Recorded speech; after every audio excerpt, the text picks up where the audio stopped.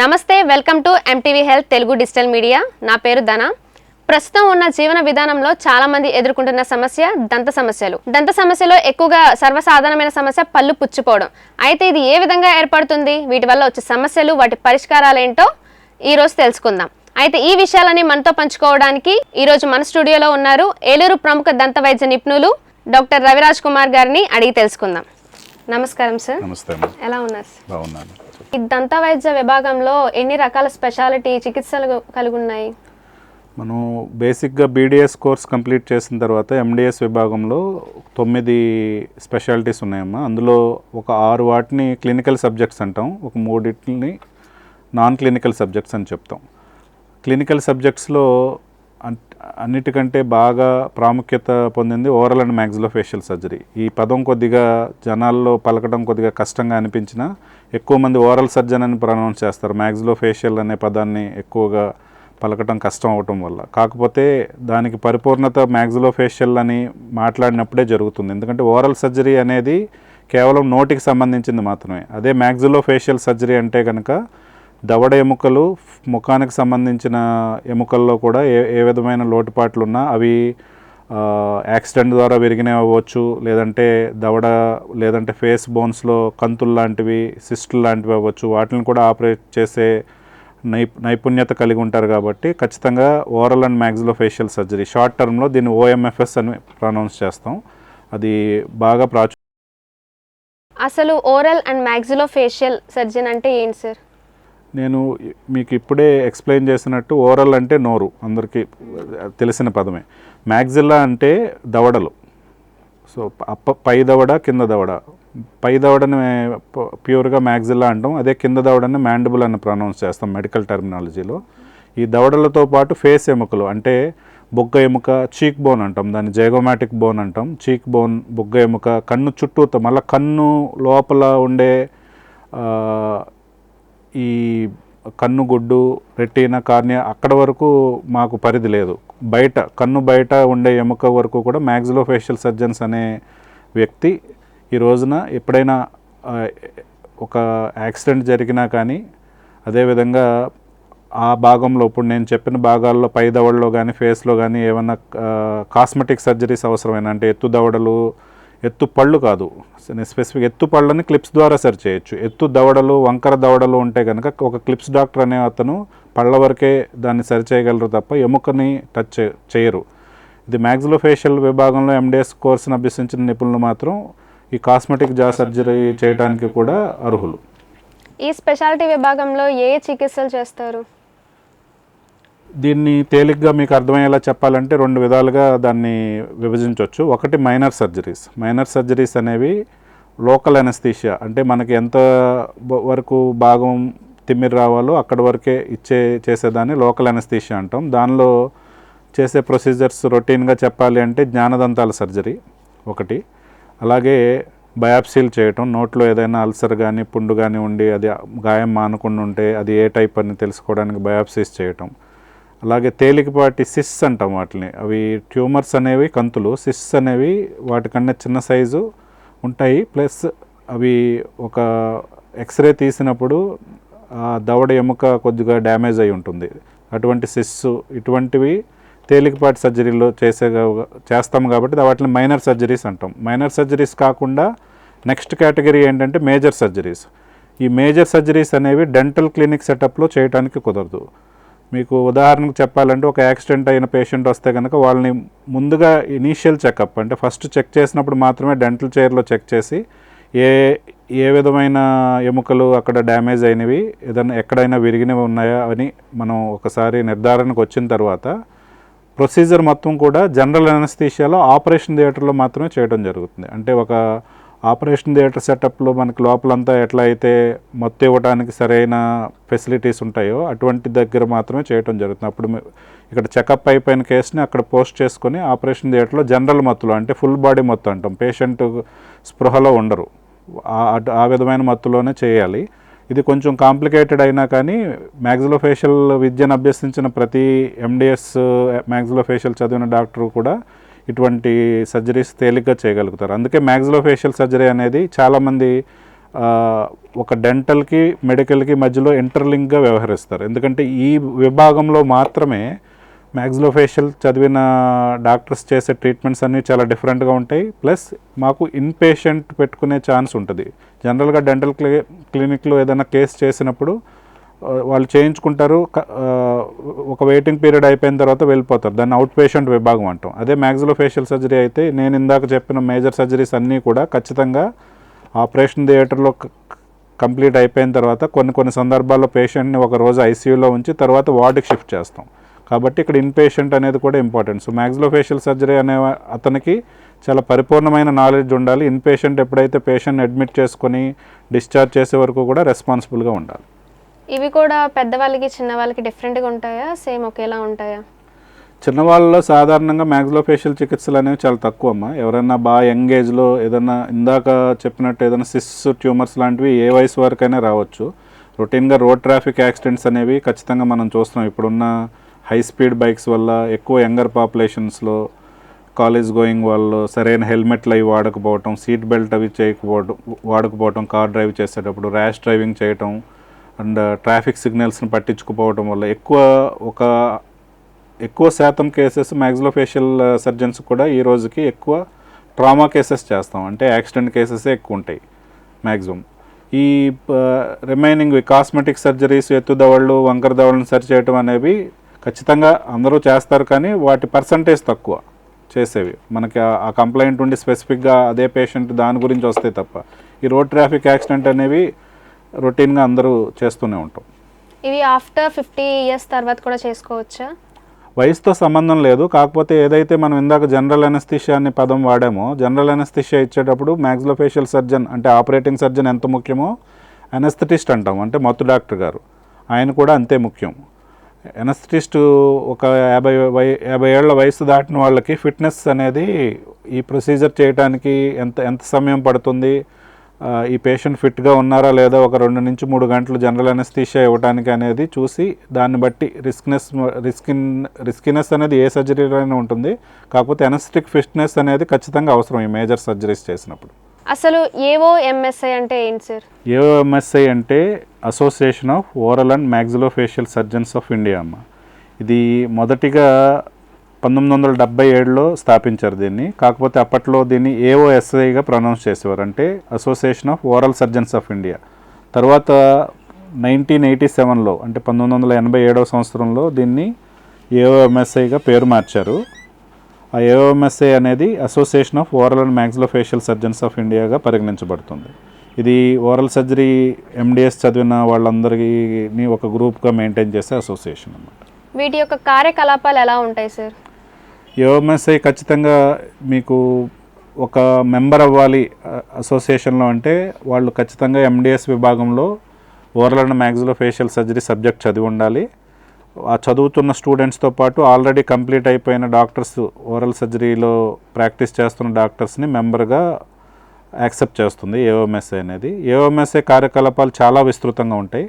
అంటే ప్రతి సంవత్సరం ఒక మిడ్ టర్మ్ కాన్ఫరెన్స్ లేదా పీజీ కన్వెన్షన్ అంటాం, దాన్ని జూన్ జూలైలో నిర్వహిస్తారు. వివిధ ప్రదేశాలలో, మన దేశంలోనే వివిధ ప్రదేశాల్లో నిర్వహిస్తారు. అదేవిధంగా యాన్యువల్ కాన్ఫరెన్స్ ఒకటి జరుగుతుంది. అది సుమారుగా ఎక్కువ నవంబర్ డిసెంబర్లో జరుగుతుంది. ఇది కూడా ఇతర రాష్ట్రాల్లో ఎక్కడైనా అది ఒక 1 or 2 years ముందు ఎవరైతే బిడ్ చేసి మేము ఈ ఇయర్ ఇక్కడ చేసుకుంటామని చెప్తారో వాళ్ళకి యాక్సెప్టెన్స్ ఇచ్చి అక్కడ జరుగుతూ ఉంటుంది.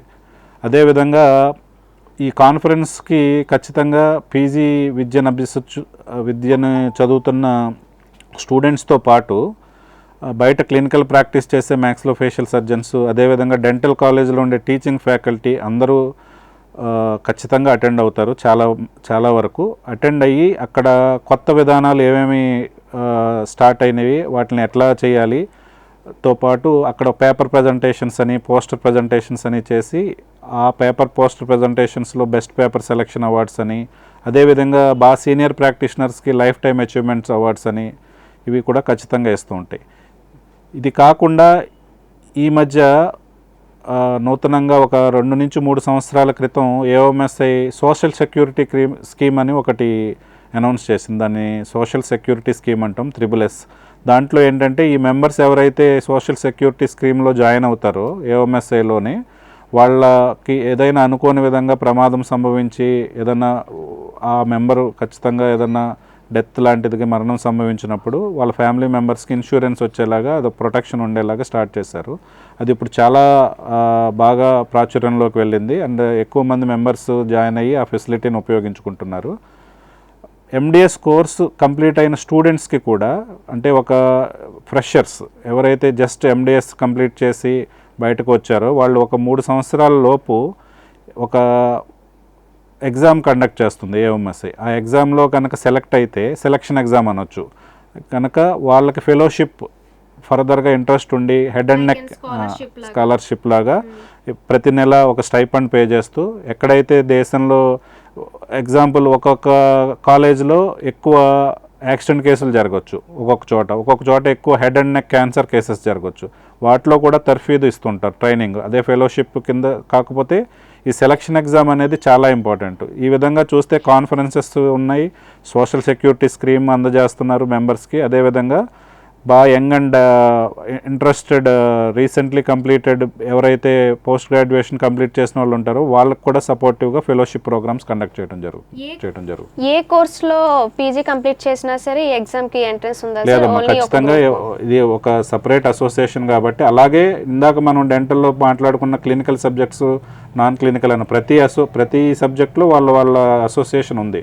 కాకపోతే ఇవి అనేవి ఇప్పుడు నేను చెప్తున్న ఈ fellowship programmes social security scheme అనేది ఎక్స్క్లూజివ్గా ఏఓఎంఎస్ఐ అసోసియేషన్ ద్వారా మాత్రమే ఇంట్రడ్యూస్ చేయడం జరిగింది. ఇప్పటికీ కూడా మా అసోసియేషన్లోనే జరుగుతుంది. ఖచ్చితంగా ఇవన్నీ వాళ్ళు పొందాలి అంటే ఓరల్ అండ్ మ్యాక్సిలోఫేషియల్ సర్జరీలో ఎండిఎస్ చేసే ఉండాలి తప్ప ఇతర సబ్జెక్టులో చేసిన వాళ్ళకి ఇది వర్తించదు.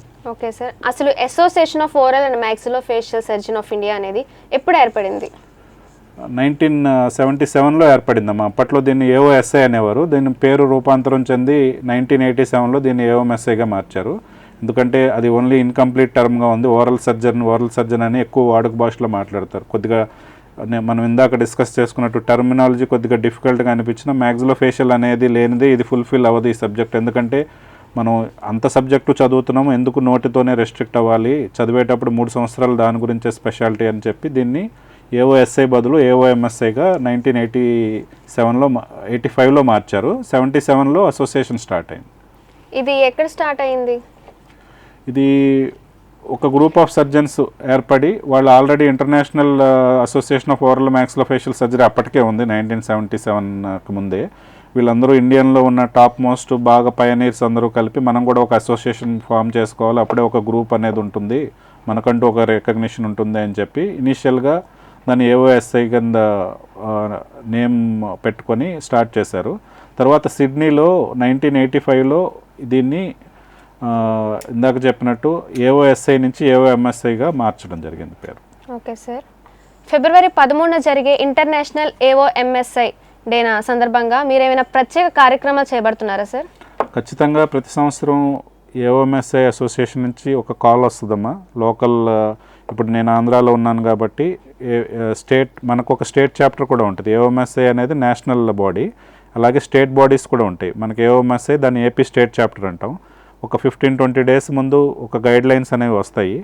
వచ్చిన దాంట్లో ఈ సంవత్సరం ఏవే ప్రోగ్రాములు కండక్ట్ చేయాలి, అందులో మెంబర్స్ అందరూ ఎలాగ యాక్టివ్గా పార్టిసిపేట్ చేసి ఎట్లా అవేర్నెస్ తీసుకురావాలి అనేది ఉంది. ఈ సంవత్సరం ఏఓఎంఎస్ఐ వాళ్ళ నుంచి రోడ్ సేఫ్టీ మెషర్స్ మరియు అవేర్నెస్ ఆన్ మ్యాక్సిలోఫేషియల్ ట్రామా, అంటే మ్యాక్సిలోఫేషియల్ యాక్సిడెంట్స్ ఎట్లా జరుగుతాయి, అదేవిధంగా రోడ్ సేఫ్టీ మెజర్స్ ఎలా తీసుకోవాలనే దాని మీద థీమ్ కింద పెట్టారు. దానికి ట్యాగ్ లైన్ కింద changing lives and changing faces అని పెట్టాము.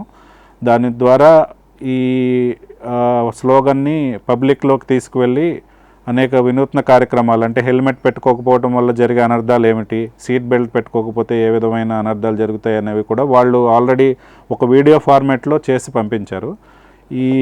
నా బాధ్యతగా ఈ ఫిబ్రవరి 11వ తారీఖున స్థానిక సిఆర్ రెడ్డి ఇంజనీరింగ్ కాలేజ్లో పర్మిషన్ తీసుకున్నాం ఆల్రెడీ. అక్కడ ఉన్న గ్రూప్తో పాటు ఎవరైతే ఆ రోజు అటెండ్ అవుతారో సుమారుగా ఒక 250-300 మంది అటెండ్ అయ్యే హాల్లో ఈ ఏఓఎంఎస్ఐ నుంచి వచ్చిన వీడియోస్తో పాటు స్థానికంగా మేము చేసే సర్జరీస్ ఎట్లా ఉంటాయి, అసలు oral surgery, oral and maxillofacial surgery అంటే ఏంటి అనేది వాళ్ళకి ఎక్స్ప్లెయిన్ చేయడం జరుగుతుంది. కొత్తగా సంజీవని ప్రోగ్రామ్ అనేది ఏఓఎంఎస్ఐ వాళ్ళు ఇంట్రడ్యూస్ చేశారనేది విన్నాను, అది ఎంతవరకు నిజం సార్? అవునమ్మా, ఈ సంవత్సరం నుంచి ఏఓఎంఎస్ఐ ఇండియన్ డెంటల్ అసోసియేషన్ ఐడియా అని పిలుస్తుంది దాన్ని, దాంతోపాటు కొలాబరేషన్ అయ్యి ఇక నుంచి మ్యాక్సిలోఫేషియల్ సర్జన్స్ అందరికీ కూడా ఎమర్జెన్సీస్ అంటే ఏంటి, దాన్ని ఎట్లా మేనేజ్ చేయాలి అనేది బాగా తెలుసు.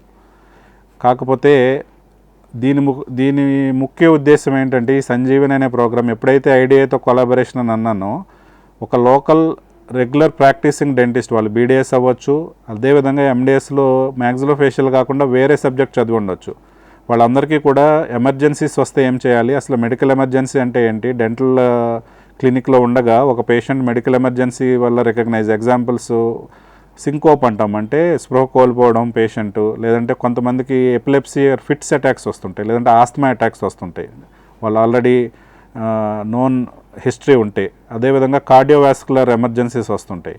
వాళ్ళు దాన్ని అసలు ఎట్లా రికగ్నైజ్ చేయాలి, హార్ట్కి సంబంధించి, లంగ్స్కి సంబంధించి, అదేవిధంగా సెంట్రల్ నర్వస్ సిస్టమ్ అంటే బ్రెయిన్కి సంబంధించినవి ఏవైనా ఎమర్జెన్సీస్ వస్తే మనం మెడికల్ హెల్ప్ తీసుకోకముందు ఎట్లా రెస్పాండ్ అవ్వాలి, అదేవిధంగా ఒక పేషెంట్ని ఏ విధంగా పొజిషన్లో పెట్టాలి, ఏ విధమైన ఖచ్చితమైన డ్రగ్స్ వాడాలి అనేవి లోకల్ డెంటిస్ట్తో పాటు క్లినిషియన్స్, ప్రాక్టీసింగ్ క్లినిషియన్స్ అందరికీ కూడా నేర్పిస్తే బాగుంటుంది అనేది దీని ముఖ్య ఉద్దేశం. కాబట్టి సంజీవని ప్రోగ్రామ్ అనేది ఈ సంవత్సరం నుంచి స్టార్ట్ అవుతుంది కాబట్టి ఖచ్చితంగా ఇది అందరికీ ప్రాక్టీసింగ్ డెంటిస్ట్ అందరికీ హెల్ప్ అవుతుంది. వాళ్ళు కూడా కాన్ఫిడెంట్గా ఈ ప్రోగ్రామ్ ఎవరైతే అటెండ్ అవుతారో వాళ్ళు ఎంతో సబ్జెక్ట్ నేర్చుకొని కాన్ఫిడెంట్గా రేపు ప్రాక్టీస్ చేయగలుగుతారు.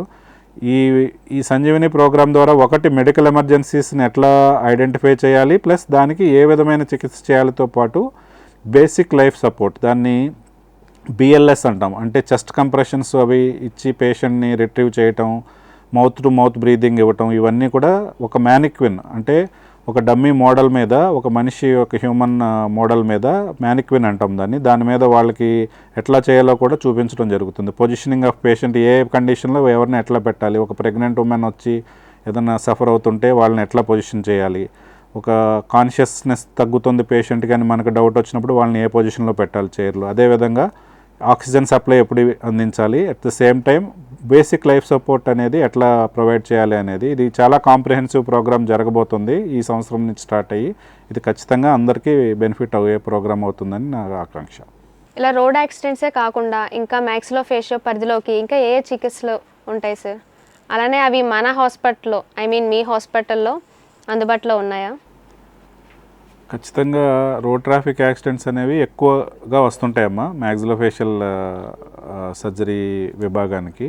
ఇవి కాకుండా కాస్మెటిక్ సర్జరీస్ అంటే ఎత్తు దవడలు, వంకర దవడలు, సరిగా దవడల అమరిక లేక ఫేషియల్ కాస్మెటిక్ సరిగా లేని పేషెంట్స్కి వాటిని పై దవడల్ని కింద దవడల్ని ఒరిజినల్ పొజిషన్కి తీసుకువెళ్ళే అమర్చే విభాగం, దాన్ని ఆర్థోగ్నాటిక్ సర్జరీస్ అంటాం. అవి వాటితో పాటు కొంతమంది దవడ కంతులు మరియు సిస్టులతో బాధపడుతుంటారు, వాటికి జా రిసెక్షన్స్ అంటే ఏదైతే చెడ్డ భాగం ఉందో ఎముకను దాన్ని తొలగించి దాని స్థానంలో ఒక ఆర్టిఫిషియల్ దవడలను అమర్చడం, అదేవిధంగా టెంపరో మ్యాండిబులర్ జాయింట్ అంటే మన ఫేస్లో ఉండే కింద దవడ సస్పెండ్ అయ్యేదాన్ని టీఎంజే అంటాం, టెంపరో మ్యాండిబులర్ జాయింట్ డిజార్డర్స్, వీటిని కూడా చికిత్స అందిస్తూ ఉంటాం.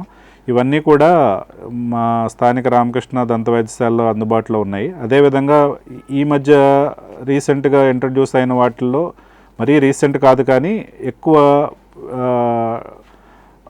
రెవల్యూషనరీ చేంజెస్ ఎక్కడైనా అంటే లేజర్, అదేవిధంగా డెంటల్ ఇంప్లాంట్స్ పరంగా కూడా అందరూ ప్రాక్టీస్ చేయటం స్టార్ట్ చేశారు. డెంటల్ లేజర్సు, అదేవిధంగా ఒక కృత్రిమ దంతాలని డెంటల్ ఇంప్లాంట్స్ ద్వారా కట్టడం అనేది బాగా ప్రాచుర్యం పొందింది. ఇవన్నీ కూడా మా క్లినిక్లో అందుబాటులో ఉన్నాయి. స్థానిక శ్రీరామకృష్ణ దంత వైద్యశాలలో ఇవి కాకుండా ఇంకా ఏవే చికిత్సలు అందుబాటులో ఉన్నాయి సార్?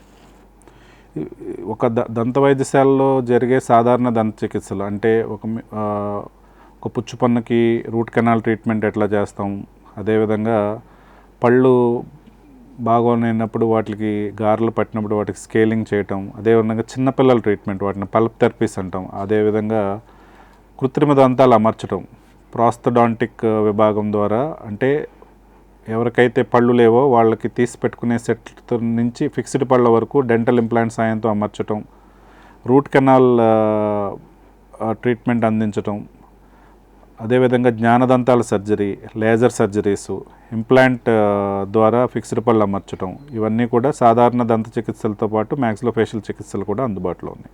ఫిబ్రవరి 13న ఇంటర్నేషనల్ మ్యాక్సిలోఫేషియల్ సర్జన్స్ డే సందర్భంగా మా ప్రేక్షకులకి మీరు ఏమైనా సందేశం ఇవ్వాలనుకుంటున్నారా సార్? ఖచ్చితంగా అమ్మ, ఈ సంవత్సరం ఏఓఎంఎస్ఐ నుంచి వచ్చిన కాల్ కూడా road safety measures and maxillofacial trauma awareness అనేది మెయిన్ థీమ్గా ఉంది. కాబట్టి ఖచ్చితంగా అందరూ వాహనదారులందరూ హెల్మెట్ని ధరించడం తప్పనిసరిగా అలవాటు చేసుకోవాలి. అదేవిధంగా కార్ డ్రైవ్ చేసేటప్పుడు సీట్ బెల్ట్ని ఖచ్చితంగా పెట్టుకుంటేనే మనం ఈరోజు సురక్షితంగా ఉంటాం. ఈ రెండు విషయాలు కూడా జనరల్ పబ్లిక్లోకి విస్తృతంగా తీసుకువెళ్ళాలని, దీని మీద ఎక్కువ ప్రచారం చేయాలని నిర్ణయించాం. అదేవిధంగా మీ టీవీ తరపున ప్రేక్షకులందరినీ నేను హెల్మెట్ ధరించి సీట్ బెల్ట్ ధరించి మీరు సురక్షితంగా ఉండాలని కోరుకుంటున్నాను. మా స్టూడియోకి వచ్చి మ్యాక్సిలోఫేషియల్ గురించి అవగాహన కలిగించినందుకు మా తరపున, మా ప్రేక్షకుల తరపున ధన్యవాదాలు సార్. జీవి మాల్ ఫెస్టివల్ థీమ్ మాల్, పండుగలన్నీ జీవి మాల్ తోనే. మహా పండుగలు మెగా సేల్.